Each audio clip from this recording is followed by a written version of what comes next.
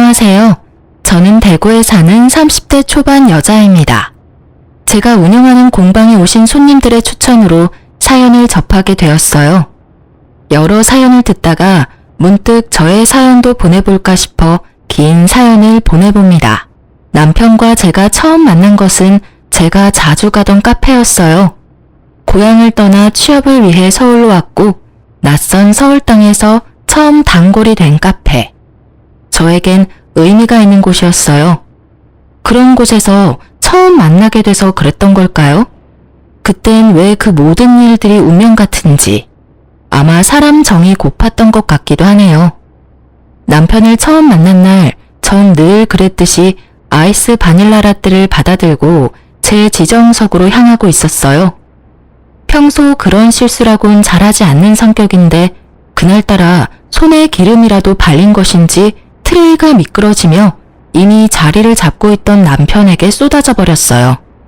어머, 어떡해. 죄송해요. 괜찮으세요? 좀 차긴 한데 뜨거운 커피가 아니라 다행이네요. 전 괜찮아요. 멋을 낸 머리 위에 얹힌 얼음. 얼굴을 타고 내리던 바닐라 라떼는 어느새 남편의 새하얀 셔츠를 온통 연갈색으로 물들여 놓았더라고요. 진짜 죄송합니다. 와이셔츠 비싸 보이는데 일단 이걸로 닦으세요. 제가 건넨 휴지를 받아들고 괜찮다고 웃는 남편의 모습이 참 멋있어 보였어요. 비싸지 않다고 말하고 싶은데 그러기엔 좀 많이 비싸네요. 세탁비가 꽤 많이 나올 텐데. 얼마가 나오든 제가 드려야죠. 지워져야 할 텐데 안 지워지면 안 되는데. 요즘 기술 좋아요. 지워질 거니까 걱정하지 마세요. 셔츠 맡기고 연락드릴게요. 연락처 좀 주시겠어요? 그렇게 제 전화번호를 받아간 남편은 며칠 뒤 세탁비 영수증을 보내오며 세탁비 대신 햄버거를 사달라고 하더라고요. 카페 근처 땡땡집 햄버거를 좋아한다면서요. 전 알겠다고 했어요. 명품 셔츠는 세탁도 명품 세제로 하는지 세탁비도 비싸더라고요. 그 후 남편은 적극적으로 저에게 관심을 표시했고 저도 그런 남편이 나쁘지 않았어요. 저희는 자연스럽게 연인 사이로 발전했고 2년 연애 끝에 결혼했어요. 신혼여행은 아버님, 어머님이 계신 곳으로 가기로 했어요. 두 분은 호주에 살고 계셨는데 결혼식 때 잠시 오셨다가 결혼식이 끝나고 저희와 함께 호주로 돌아가셨어요. 저흰 시댁에서 시부모님들과 시간을 보내며 신혼여행을 즐겼고 일주일 뒤 한국으로 돌아왔어요. 결혼한 친구들의 이야기를 들어보면 시댁 때문에 머리가 아프다고들 하던데 전 시댁이 아주 멀리 있으니 신혼생활이 평화롭더라고요. 심지어 급한 일 아니면 연락도 말라고 하시니 평온함 그 자체더라고요. 단 한 가지만 빼고요. 늘 편안한 일생을 보내며 여유로운 저와는 달리 남편은 어딘가 모르게 불안해 보였어요. 꼭 쫓기는 사람처럼 말이죠. 제 앞에선 애써 밝은 척하지만 왜 여자는 딱 보면 알잖아요. 이 사람 무언가 숨기고 있다라는 걸. 처음엔 나에게 숨기고 있는 빚이 있나 싶더라고요. 신혼집은 남편이 해왔던 터라 집을 살 때 대출을 많이 내서 이자 때문에 걱정되어서 저러나 하는 생각이 들었어요. 전 남편이 말해주길 기다렸고 한 달 가까이 기다리던 전 결국 터져버렸습니다. 여보, 여기 앉아봐. 왜? 무슨 일 있어? 당신 표정이 너무 안 좋은데? 저는 제 안위를 걱정하는 남편의 손을 꽉 잡고 말을 했어요. 당신 무슨 일 있지? 나? 왜? 나 무슨 일 있대? 당신 무슨 일 있어? 나 뭐 별일 없는데? 갑자기 왜 그래? 당신 호주 다녀오고 난 뒤부터 계속 이상해. 내가 이상하다고? 딱 집어서 뭐가 이상하다고 말하긴 그런데 하여튼 이상해. 막 쫓기는 사람처럼 불안해 보인다고. 당신 혹시 빚 있어? 그래서 이자 갚기도 힘든 그런 상황이야? 전 진지한데 남편은 저를 보며 크게 웃더라고요. 왜 웃어? 난 진지한데. 아이, 기다려봐. 남편은 의아한 저를 두고 안방으로 들어가더니 손에 통장을 들고 나오더라고요. 그리곤 통장을 펼쳐 보이며 저에게 말했습니다. 자, 여기. 저번 주에 통장 정리했고 현재 잔액은 이 정도 돼. 날짜랑 금액 확인해봐. 저는 남편이 건네준 통장을 확인했고 잔액이 꽤 되더라고요. 아니다. 이걸로 봐. 이게 더 정확하니까. 남편은 확실히 안심시켜주고 싶었던 것인지 통장을 살펴보던 저에게 곧바로 거래은행 앱을 켜서 보여주더라고요. 통장 금액과 조금 차이가 있었지만 미미한 수준이었어요. 당신 정말 귀엽다. 어떻게 그런 생각을 하지? 사람이 계속 불안해 보이니까 그렇지. 꼭 빚쟁이한테 쫓기는 사람처럼 말이야. 그런 일 없으니까 걱정하지 마. 그리고 참고로 이 집 대출 안 끼고 샀으니까 그런 걱정도 말고. 아, 당신 덕분에 간만에 크게 웃었네. 놀리지 마. 당신 진짜 무슨 일 있는 거 아니지? 아무 일도 없어요. 한사코 아니라고 하는 남편. 전 그런 남편을 믿어보기로 했어요. 결혼한 지 얼마나 됐다고 여자 문제는 절대 아닐 거라고 생각했으니까요. 그러던 어느 날 이것저것 장을 보느라 남편 퇴근 시간이 다 돼서야 집 근처에 도착한 저는 발걸음을 서둘러 집을 향하고 있었어요. 제가 사는 단지가 보이고 담배를 피우며 통화 중인 남편이 보이더라고요. 그래서 전 놀라게 해줄 생각으로 살금살금 남편의 뒤로 다가갔어요. 누구와 통화 중인 것인지 남편의 표정은 어두웠고 손으로 머리를 부여잡고 있었어요. 무슨 헛소리야. 그런 헛소리 할 거면 다신 연락하지 마. 벼랑간 소리를 지르며 전화를 끊어버리는 남편. 전 그런 남편에게 다가갔어요. 무슨 일 있어? 무슨 전화를 그렇게 끊어? 깜짝이야. 언제 왔어? 방금. 누구야? 누군데 그렇게 화를 내? 아니, 오래 거래했던 거래처 사람인데 말도 안 되는 요구를 하잖아. 거래처 사람인데 반말을 해? 어? 그게 오래 거래해서 거의 친구같이 지내서 그래. 근데 무슨 장을 이렇게 많이 봤어? 안 무거웠어? 차 끌고 가지. 운동할 겸 그냥 갔다 왔지.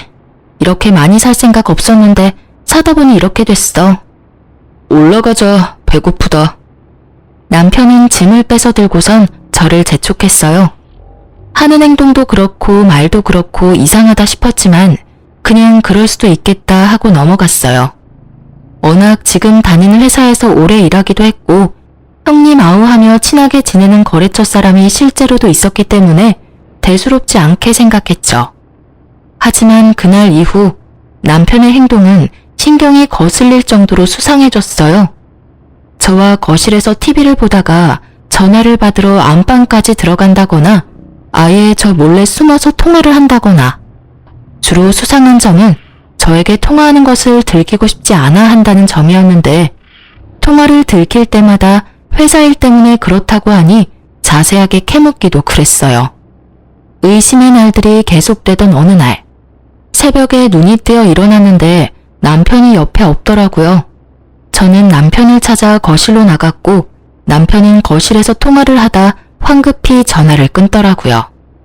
이 새벽에 회사 일로 통화할 일은 없을 테니 당황하는 남편에게 따져 묻기 시작했죠. 누구야? 또 회사 사람이다 거래처 사람이라고 하면서 피해갈 생각하지 마. 회사가 부도난 것도 아니고 새벽 3시에 일 문제로 전화할 리 없다는 거 정도는 초등학생도 알아. 이번에도 솔직하게 말해주지 않으면 나 진짜 화날 것 같으니까 기회 줄 때 솔직하게 말해. 남편은 서 있는 저에게로 다가와 손을 맞잡더라고요. 제 손을 잡은 남편은 우물쭈물 망설이다 말을 꺼냈어요. 그게 사실은 당신이랑 만나기 전에 사귀었던 여자한테 계속 연락이 와서 그랬어. 뭐? 당신 나랑 결혼한 지 얼마나 됐다고 바람을 피워. 바람 아니야. 처음엔 모르는 번호로 연락이 왔길래 거래처인가 해서 받았어. 그런데 그 여자길래 다시는 연락하지 말라 하고 차단했고. 그러니까 번호 바꿔서 또 연락이 와서는 지금 당장 죽을 거라고 협박하잖아. 그래서 진짜 안 좋은 선택할까봐 전화 몇 번 받아주다가 이러다간 끝도 없겠다 싶어서 죽든지 살든지 알아서 하라고 말하고 또 차단했어. 그랬더니 그 끈질긴 여자가 또 다른 번호로 연락이 와서 우리 집 찾아온다고 난리를 치길래 확실히 말해주려고 방금 통화한 거야. 나보고 지금 그걸 믿으라는 말이야?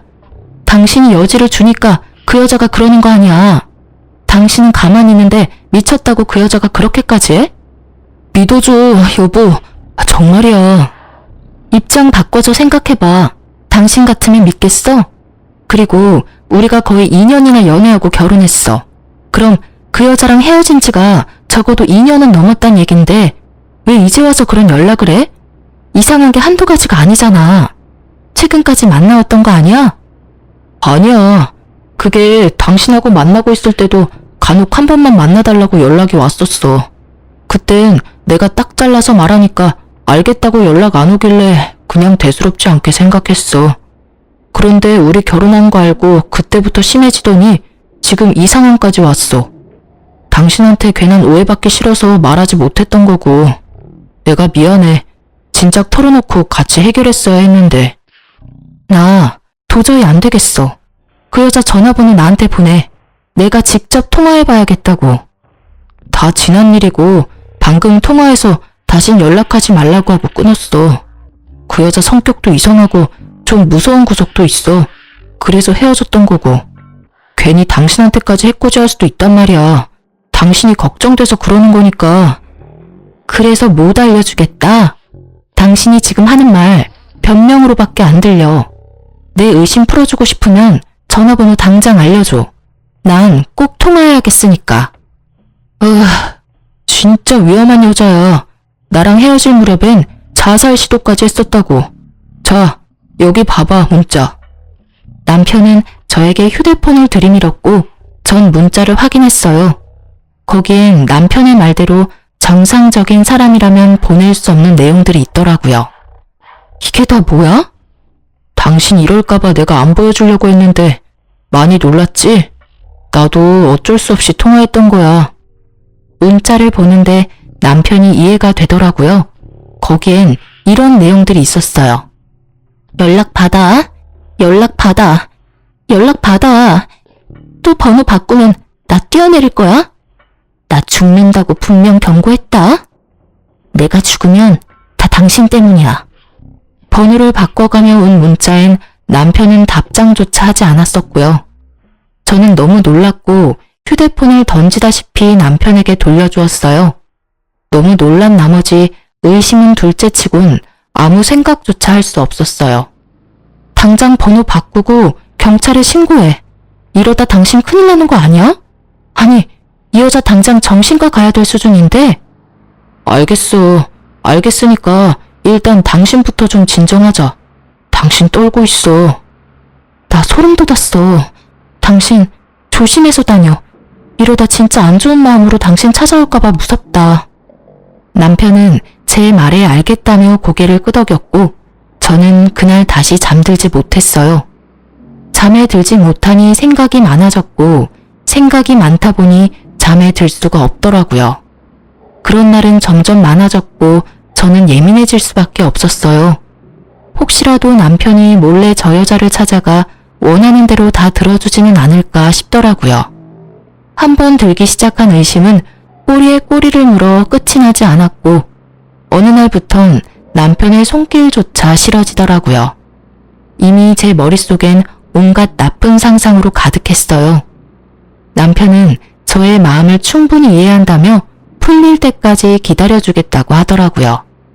그렇게 일주일 정도 지났을 무렵 남편은 저에게 얘기를 좀 나누자고 했어요.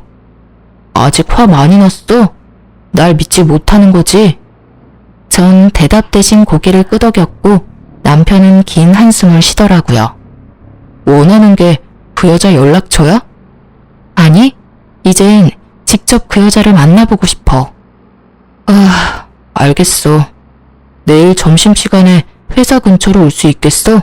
내가 자리 마련할게. 대신 둘이 만나는 건 안 돼. 나도 그 자리에 같이 있을 거야. 아무 말도 안 하고 가만히 당신 옆만 지킬 거니까 그건 당신이 양보해. 알겠어, 여보. 남편은 결국 백기를 들었고 저의 뜻대로 그 여자를 만나게 해주었습니다. 다음날 전 남편의 회사 앞으로 가 남편과 함께 약속 장소를 향했었어요. 저희도 조금 일찍 도착했는데 그 여자는 저희보다 더 일찍 와 있더라고요. 양쪽 손목엔 붕대가 감겨 있었어요. 온몸에 소름이 돋았죠. 저도 모르게 계속 보고 있었는지 그 여자가 손목을 감추며 말했어요. 이제 괜찮아요. 병원에서 치료받고 있어요. 손목도, 그리고 정신도요. 아, 네. 남편하고는 헤어진 사이라고 들었어요. 네. 그쪽이랑 만나기 전에 잠깐 만났다가 헤어졌어요. 사실 제 상식으론 이해가 되지 않아 보자고 했어요. 헤어진 지가 적어도 2년은 넘었을 텐데 왜 이제 와서 연락을 하는지. 문자도 그렇고요. 제가 좀 아팠어요. 정신적으로요. 병원에서 분노 조절 장애도 좀 있고 여러 가지로 문제가 많다고 하더라고요. 치료받으면서 괜찮다고 생각했는데 이 사람이 결혼하는 소식을 듣고 자제가 되지 않았어요. 그래서 제 의지와는 다르게 그런 짓까지 하게 됐어요. 죄송해요. 울먹이던 여자는 결국 눈물을 터뜨렸고 전 눈물이 그치길 기다렸습니다. 의지대로 되지 않았다며 우는데 마음이 좀 그렇더라고요.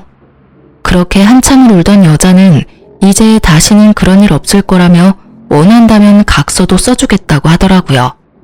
각서는 됐고 치료 잘 받으세요. 네, 감사합니다. 그럼 약속만 믿고 먼저 가볼게요. 문자와는 상반되는 언행에 조금 이상하다 싶은 마음도 있었지만 별 대수롭지 않게 넘겼어요. 그렇게 전 여자친구 사건은 일단락되었고 약속도 받았으니 더는 그쪽으로 생각하지 않고 있었죠. 큰일을 겪고 나니 남편과의 사이는 더 돈독해졌어요. 남편은 퇴근할 때마다 꽃, 아이스크림, 케이크 등 제가 좋아하는 것들을 꼭 사들고 왔고 전 그런 남편을 보며 행복했죠. 다시 행복한 일상들이 이어졌고 어느 날 남편이 조심스럽게 물어오더라고요. 저기 여보. 응? 왜 그래? 다름이 아니라 다음 주에 부모님한테 가지 않을래? 나 아직 연차가 많이 남아서 써야 하기도 하고 부모님도 뵙고 싶기도 하고 바람도 좀 쐬고 싶어서 당신만 괜찮다면 같이 갔으면 싶은데 어때? 그런 얘기를 뭐 그렇게 조심스럽게 해. 당연히 나도 좋지. 아무래도 시댁이니까 싫을까봐 그렇지. 여직원들 보니까 시댁 가자고 말하는 남편 입을 꿰매버리고 싶다고 하더라고. 난 아니야. 우리 시댁이 보통 시댁이야? 멀어도 엄청 먼 시댁인데. 거기다 시댁 가는 기분보단 여행 가는 기분이 더 커서 오히려 난 좋으니까 그런 건 눈치 보지 말고 말해. 그렇게 말해줘서 고마워. 그렇게 저희는 시댁 갈 준비를 시작했고 어느새 출국 이틀 전이 되었어요. 마지막으로 빠진 짐이 있나 보는데 언니에게 전화가 왔더라고요. 엄마가 맹장 수술을 하셨다고 오늘 내일은 자신이 있을 수 있는데 내일은 조카를 봐줄 사람이 없어 병실을 비워야 한다고요. 당시엔 아빠도 몸이 좋지 않으셔서 엄마를 간호할 사람이 없었어요. 그래서 전 엄마에게 가기로 하고 남편은 시댁에 가서 좀 쉬다 오기로 했어요. 모처럼 길게 쉬는데 오랜만에 부모님 얼굴이나 보고 오라고 했죠. 처음엔 싫다고 하던 남편도 제가 워낙 강경하게 말하니 알겠다고 했어요. 출국날 남편과 저는 집에서 헤어지고 각자 가야 할 곳으로 출발했죠. 나 진짜 발이 안 떨어져서 그러는데 그냥 장모님한테 같이 가면 안 돼? 몇 번째야. 진짜 안 돼요. 우리 엄마는 나만 볼 거니까 당신은 당신 엄마 아빠 보러 가. 정말 안 돼?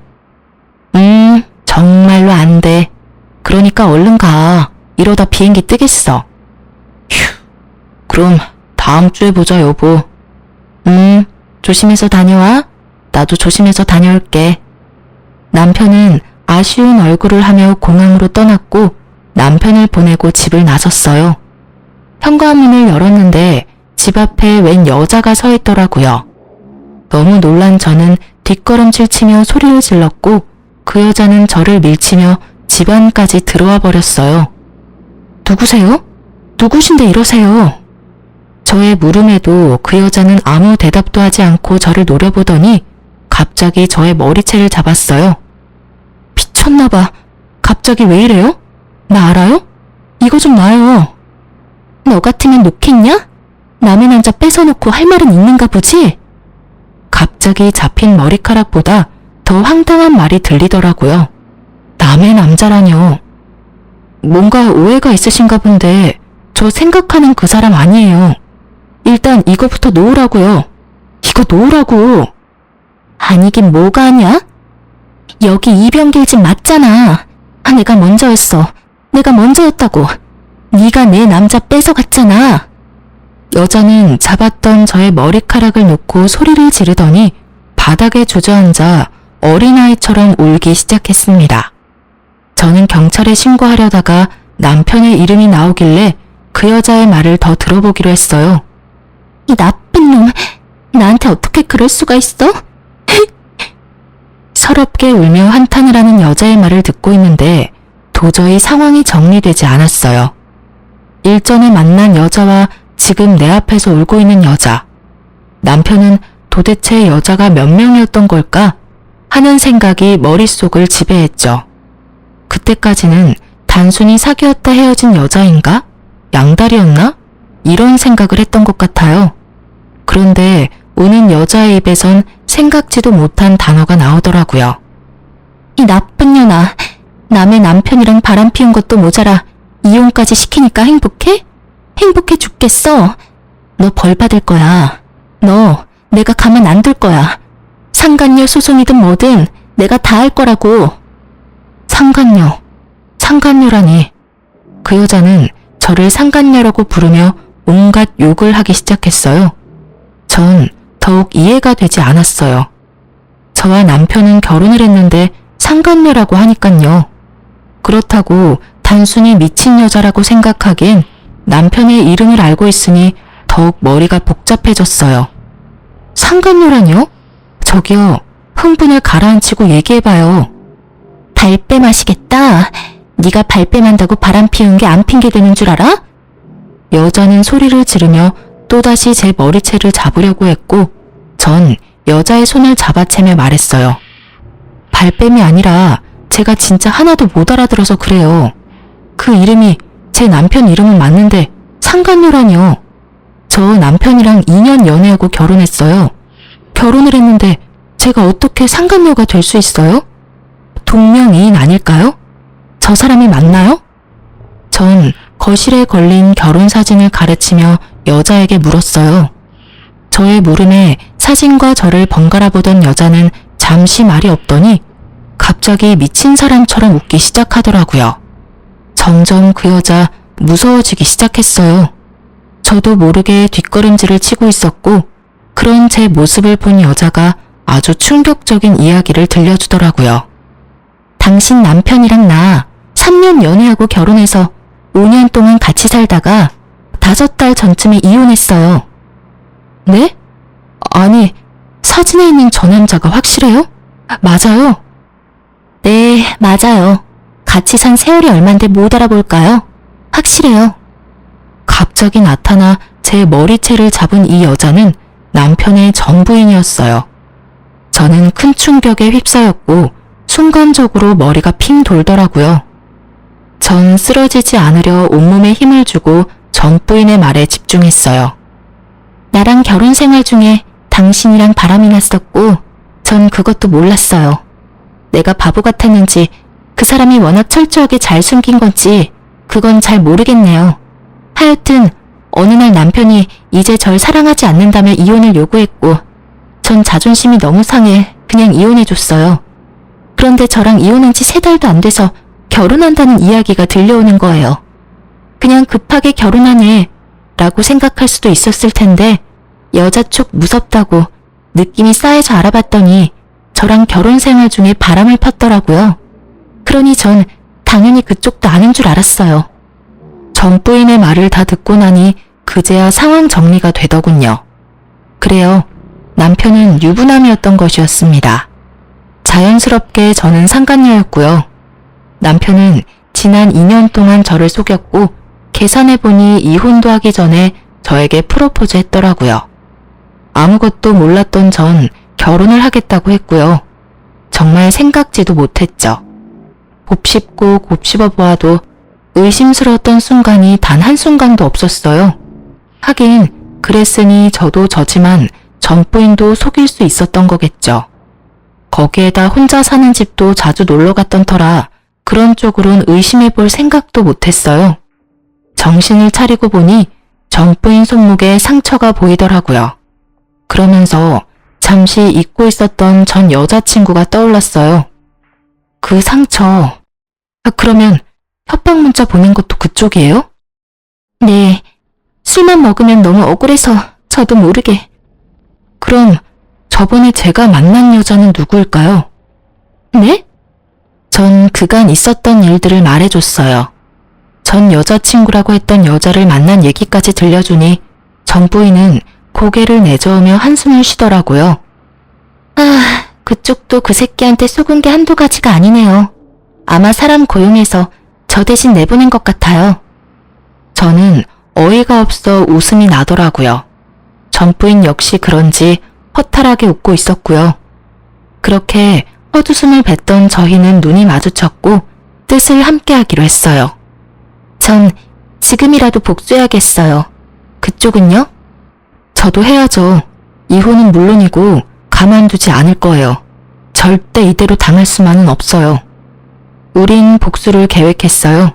저도 저지만 저 여자 너무 불쌍하더라고요. 남편이 첫사랑이었다고 했어요. 이혼을 요구하기 전까지 너무 행복했다고. 어느 날 갑자기 남편이 이혼을 요구했고 하늘이 무너진다는 것이 무엇인지 알게 되었다고 하더라고요.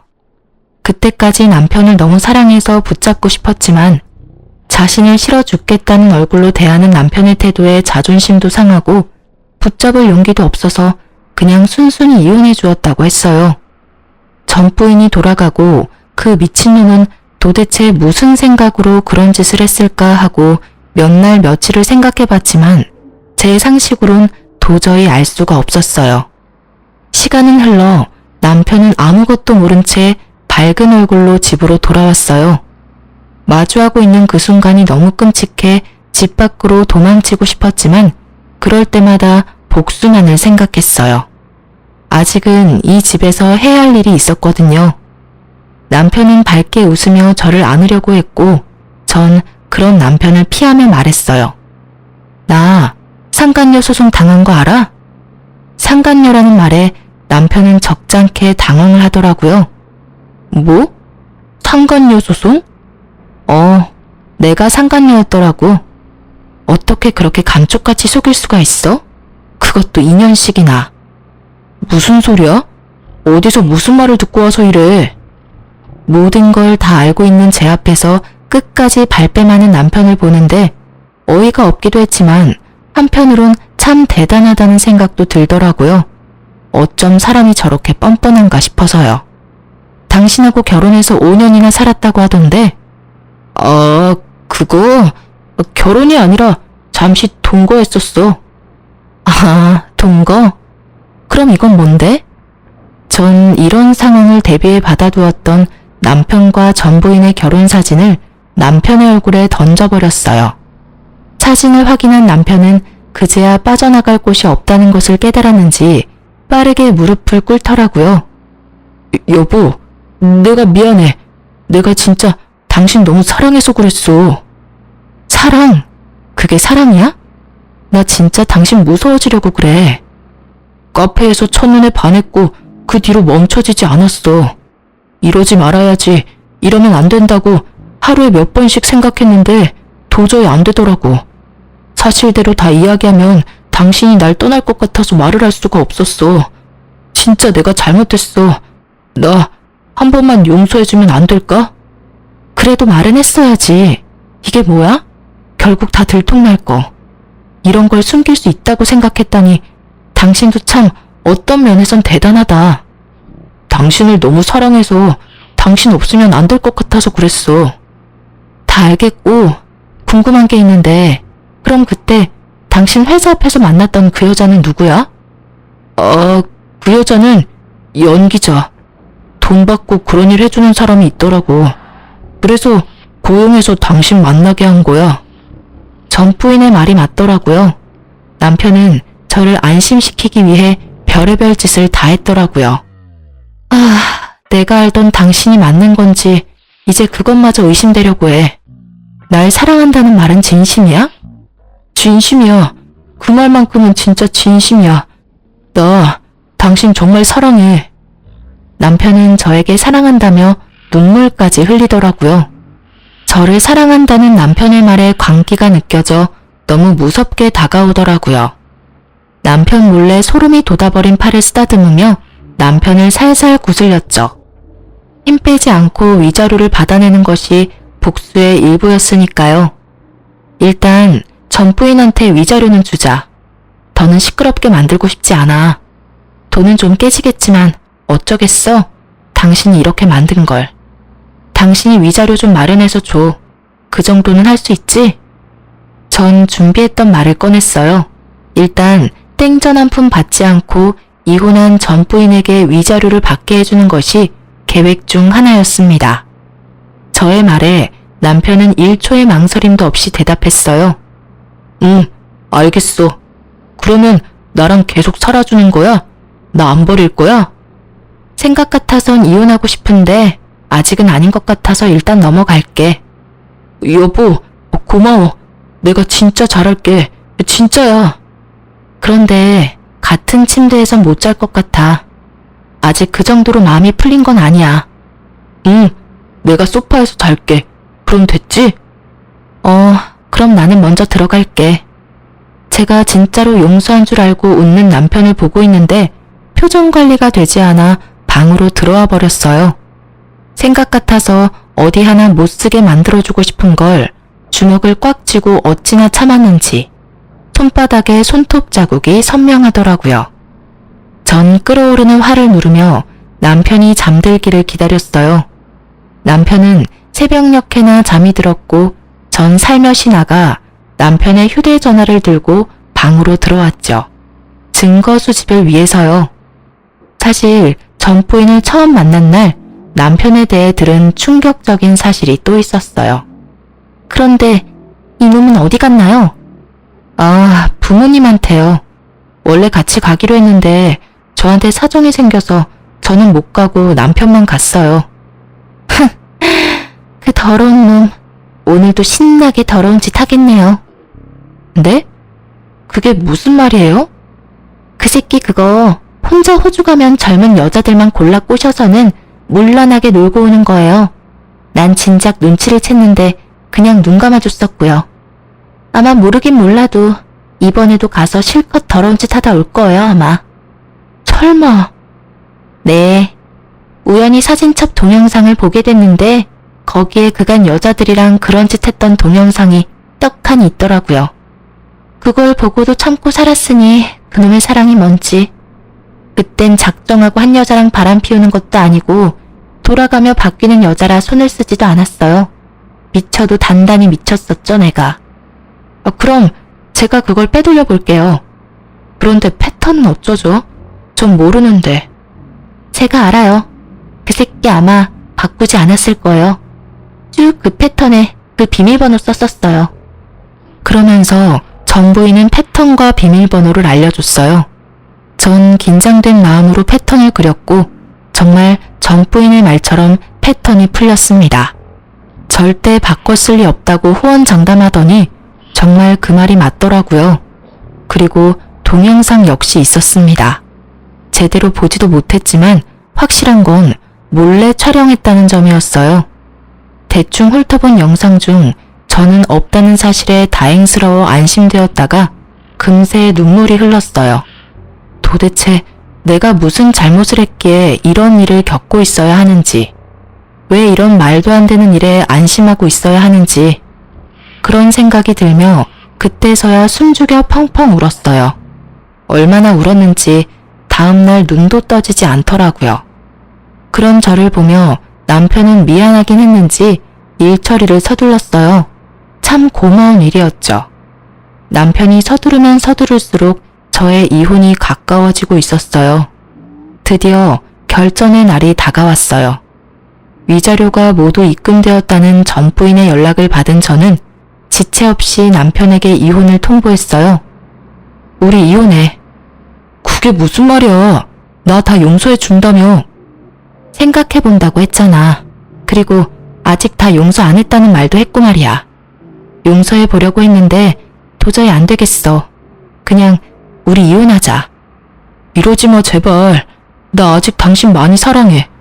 내가 당신한테 씻을 수 없는 상처 준 거 다 알아. 받아들이기 힘든 과거라는 것도. 내가 한 거짓말이 너무 크다는 것도 다 알아. 그래도 한 번만 나한테 기회를 주면 안 될까? 나 진짜 당신 사랑해.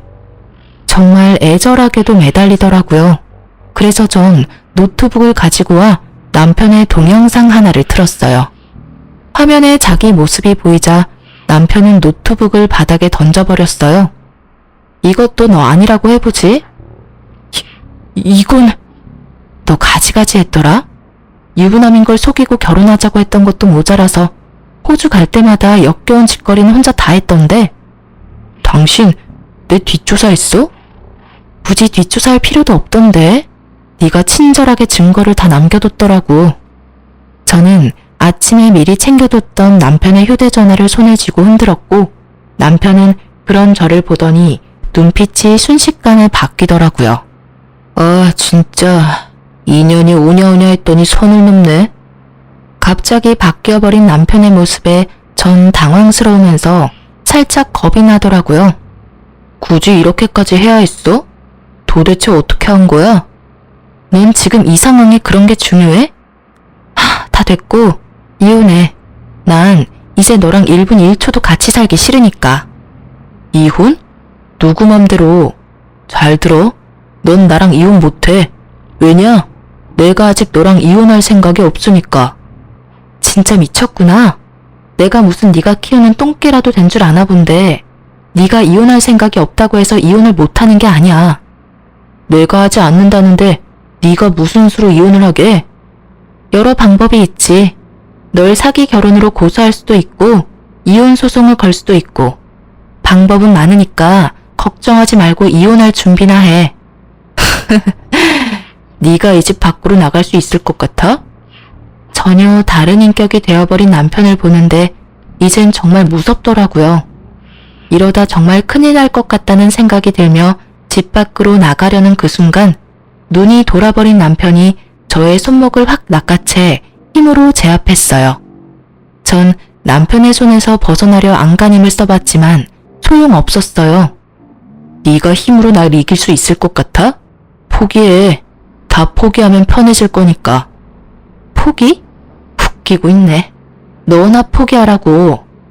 전 제 손을 잡고 있는 남편의 손을 확 물어버리고 남편이 고통스러워하는 사이 중요 부위를 있는 힘껏 차버렸어요. 상상도 못할 고통에 고꾸라진 남편은 말 그대로 바닥에 누워 구르더라고요. 전 이때다 싶었고 집 밖으로 도망치려고 했어요. 하지만 남편에게 발을 붙잡혔고 전 그대로 넘어지고 말았어요.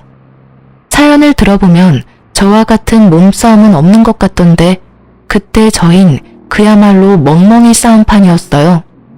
하여튼 전 발버둥을 쳐 남편의 손에서 벗어났고 빠르게 몸을 세웠어요. 그 사이 남편도 일어섰어요.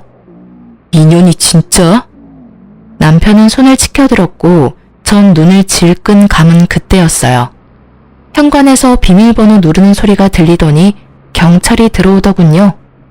사실 혹시 모르는 상황에 대비해 전 부인과 통화 중인 채로 남편에게 이혼을 요구했고 모든 상황을 듣고 있던 전 부인이 상황이 심각해지자 바로 경찰분들을 데리고 들이닥쳤던 것이었어요.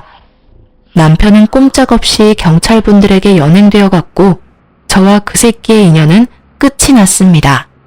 전 복수의 피날레로 전 남편의 부모님에게 이때껏 있었던 일들을 말씀드렸습니다. 모든 일을 알게 된 부모님은 급하게 한국으로 돌아오셨고 아들에게 가기 전 저를 찾아오셨더라고요. 충격에서 헤어나오지 못해 수척해진 저를 보시곤 어머님은 말 한마디 못하시고 우셨고 아버님은 제 손을 잡아주시며 말씀하셨어요. 아가, 고생이 얼마나 많았니? 내가 자식을 잘못 키워 네가 이런 몹쓸 경험을 하게 됐구나. 아니에요, 아버님. 많이 놀라셨죠? 너만 하겠느냐? 혹시 원하는 게 있으면 말해보거라. 보상이라고 하면 그렇겠지만 그간 고생한 보상이라 생각하고 원하는 게 있다면 그게 무엇이든 내가 다 들어줄 테니. 그럼 한 가지만 부탁드려도 될까요? 그럼. 그 나쁜 사람 절대 도와주지 않으셨으면 해요. 저만 아니라 여러 여자에게 너무 나빴어요, 그 사람. 오냐, 절대 도와주지 않으마. 증거는 네가 가지고 있는 거지? 네. 그럼 나 좀 따라오거라. 저는 불법 촬영 증거가 담긴 USB를 챙겨서 아버님을 따라 나섰어요. 아버님께서 이끈 곳은 다름 아닌 경찰서였습니다. 주저없이 경찰서로 들어간 아버님은 저에게 USB를 받아 자기 손으로 직접 아들을 신고했고 얼마 지나지 않아 경찰에 연락을 받은 전 남편이 허겁지겁 달려 들어오더라고요. 경찰서 안에 있는 저를 보고 눈이 돌아버린 전 남편은 아버님이 옆에 계신 줄도 모르고 저에게 욕을 퍼부었어요. 미친년이, 너 돌았어? 네가 무슨 짓을 한 건 줄 알아? 네가 이런다고 내가 뭐 깜빵이라도 갈 것 같아? 하나뿐인 아들 인생 우리 아버지가 망가지게 둘 것 같냐고. 경찰서가 떠나가라 소리를 치는데 그 꼴이 볼만하더라고요. 그 꼴을 보고 있던 아버님은 전 남편을 자신의 쪽으로 돌아세우고 뺨을 날려버리셨어요. 한 대로는 화가 풀리지 않으셨는지 전 남편이 뭐라 할 틈도 없이 여러 대 쉬지 않고 때리시더라고요. 이윽고 전 남편의 입과 코에서 피가 흘러나왔고 그제서야 손을 내리시고 말씀하셨어요. 난 앞으로 네 인생에 끼어들 생각 없다. 네 인생 네가 알아서 살아. 잘못이 있으면 벌을 받고 그래도 남은 잘못이 있다면 평생 빌면서 살아. 아버지. 아버지라 부르지도 말거라. 난 이제 자식 없는 셈 칠터이니 이때껏 내 자식이기에 누렸던 모든 것들 다시 거둬가마. 집, 차, 돈 모두. 그런 줄 알고 죗값 달게 받아. 범죄자의 거지가 되게 생긴 전 남편은 아버님께 무릎을 꿇고 싹싹 빌기 시작했어요. 아버지, 한 번만 살려주세요. 여기서 아버지가 저 버리시면 저 진짜 깜빵 가야 할 수도 있어요. 제발요. 2번 다시 실망하게 하지 않을 자신 있어요. 한 번만 더 믿어주세요. 네? 한 번만 더라. 만약 아가가 용서해준다면 내 다시 생각해보마. 아버님은 결정권을 저에게 넘기셨고 전 남편은 저와 육탄전을 벌인 것도 잊었는지 바닥에 머리를 쳐박고 용서를 빌더라고요. 여보, 내가 진짜 잘못했어. 우리 정말 좋았잖아. 이런 일 있기 전까지 내가 당신한테 얼마나 잘했는지 당신도 기억하지? 그러니까 그간의 정을 생각해서라도 나 한 번만 용서해줘. 응? 용서?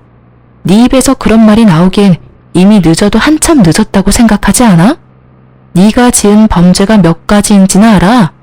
사기 결혼의 불법 동영상 촬영까지. 거기다 우리 몸싸움까지 한 건 기억하지?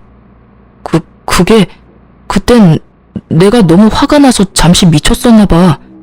내가 이렇게 빌 테니까 제발 아버지한테 나 용서한다고 한 번만 말해주라. 응?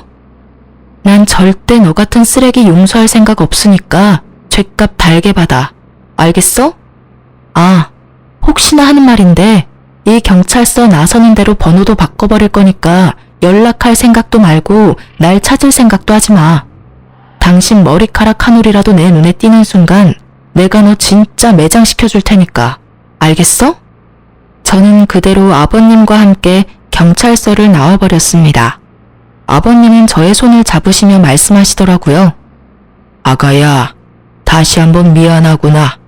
변명으로 들릴 수도 있겠지만 우리도 정말 네가 속았다는 걸 몰랐었단다. 당연히 네가 저놈이 한번 다녀온 놈이란 걸 알고 결혼한다고 생각했어. 이제 와서 생각하면 의심스러운 구석이 한두 가지 아니었는데 그땐 부모된 입장으로 한 번의 실패로 상심이 크면 어쩌지 걱정했던 아들 녀석이 빨리 훌훌 털고 일어나는 모습에 그저 다 묻고 좋게만 생각했던 것 같구나. 네가 속고 있는 줄도 모르고. 아니에요, 아버님. 아버님이 절 속이신 것도 아니고 아버님도 속으신 거잖아요.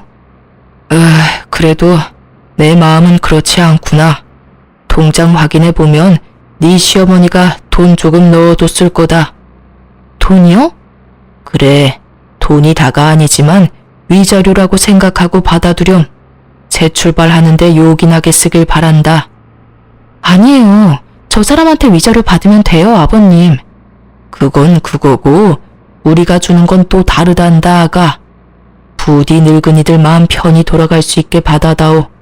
이렇게라도 해야 우리가 조금이라도 마음이 편할 것 같아서 그래. 네, 아버님. 감사해요. 그렇게 저는 무사히 이혼할 수 있었어요. 아니, 혼인 취소를 할 수 있었어요. 힘든 과정이었지만 전부인도 나서주었고 시부모님들도 나서주셔서 저의 혼인은 취소가 되었습니다. 워낙 증거도 많이 있었던 터라 다른 분들보다 수월하게 끝낼 수 있었어요. 전 남편은 저와 전부인에게 준 위자료와 시부모님께서 주셨던 재산을 몰수해가는 바람에 알거지가 되었어요. 동영상 촬영 사건의 조사도 받고 있다 하고요. 그 뒤론 어떻게 되었는지 저도 잘 모르겠네요. 그와의 인연을 완전히 끊고 싶었기에 굳이 알려고 하지도 않았어요. 그리고 저는 이혼 후 고향인 대구에 내려왔어요. 워낙 겪은 일이 보통 일은 아니라서 한동안 트라우마 같은 것이 남더라고요.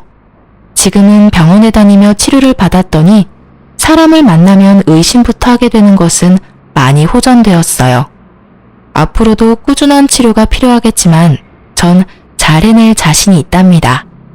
부모님도 열심히 노력하는 저를 믿고 지지해 주시고요. 요즘은 아버님과 남편에게 받은 돈으로 대구에서 작은 공방을 차렸어요. 처녀 때부터 손재주가 좋았던 터라 이것저것 만들어 보고 있어요. 한 가지에 집중하다 보니 잡생각도 안 나고 또 제 손으로 만든 물건들을 보면 뿌듯하기도 하고요. 최근엔 제 물건을 사주시는 분들도 생겨나고 있어요. 수익은 많지 않지만 꾸준히 해보려고 합니다. 사람도 많이 만나며 대화도 많이 나누니 치료에도 도움이 되는 듯 해서요. 전 요즘 이렇게 지내요. 전 남편과 살 때 비하면 넉넉하진 않은 삶이지만 그때보다 훨씬 행복해요. 그때 전 부인이 찾아오지 않았다면 전 아마 더 끔찍한 결말을 맞게 됐겠죠? 사연을 쓰다 보니 다시 생각해도 전 부인에게 감사하네요. 기억을 더듬어 쓰다 보니 길어졌네요. 길었던 제 사연 들어주셔서 감사합니다. 안녕하세요. 혹시 여러분들 주변에는 공주병 말기에 거짓말쟁이가 있었나요? 아니면 능력도 안 되는데 일만 벌리고 수습은 하지도 않는 그런 뻔뻔한 사람은 없었나요? 저는 그런 사람들에게 장장 5년을 시달리며 살아온 40대 초반의 평범한 여자예요. 빠져나온 지 얼마 되지는 않았지만 그때 생각만 하면 지금도 가슴이 부슬거리고 머리로 피가 몰리는 기분이네요. 그 사람들이 누구인지 궁금하시나요? 바로 저의 시모와 시부였던 사람들의 이야기예요. 그 사이에서 남편이라도 정상적이었다면 다행이었을 텐데 저에게는 그런 작은 행운조차도 없었죠. 남편은 그런 시부모의 성향을 골고루 이어받았거든요. 제가 제 결혼이 사기일지도 모른다고 생각했을 정도로 결혼 전에 남편은 정말 제게 잘해줬어요. 정말로 딱 결혼식 전까지만요. 남자가 결혼하면 바뀐다고들 하잖아요. 그냥 옛날 사람들 말인 줄 알았어요. 요즘 같은 시대에 그런 사람과 결혼할 여자가 어디 있겠어요? 그래서 저는 남편을 철석같이 믿었어요. 너무 잘해줬거든요. 혼자서도 잘했고 제 탓을 한 적도 없었어요. 그건 이혼하기 직전까지도 바뀌지 않았어요. 다만 한 가지 변수가 있긴 했죠. 시댁과 관련된 일에서는 칼 같은 면이 있었거든요. 처음에는 남편의 그런 모습에 편하게 생각하기로 했어요. 제가 시댁에 잘하기만 하면 남편도 그렇게 예민하게 굴지는 않을 거라고요. 그런데 그렇게 쉬운 문제가 아니었어요. 남편이 그렇게 싸고 도는 시부모님들이 문제덩어리였거든요. 저와 남편은 동갑내기 커플로 우리 사이에는 아들이 하나 있었어요. 결혼 5년 차에 저는 그 시댁과의 마찰이 극에 달하기 시작했어요. 처음에는 별거 아니었어요. 시모가 공주병 말기에 어떤 일이든 손가락 하나 까딱하지 않는다는 것은 결혼 직후 알게 된 사실이었어요. 신혼여행 직후 인사하러 들른 시댁에서 시모가 처음 한 말은 고생했니 잘 왔다가 아니었거든요. 그래, 이제 너도 우리 집 식구가 됐으니 한 사람 몫을 하는 게 맞다고 생각한단다. 그러니 이번 주말에 우리가 먹을 밑반찬과 요리를 몇 가지 해오거라. 저는 당황했어요.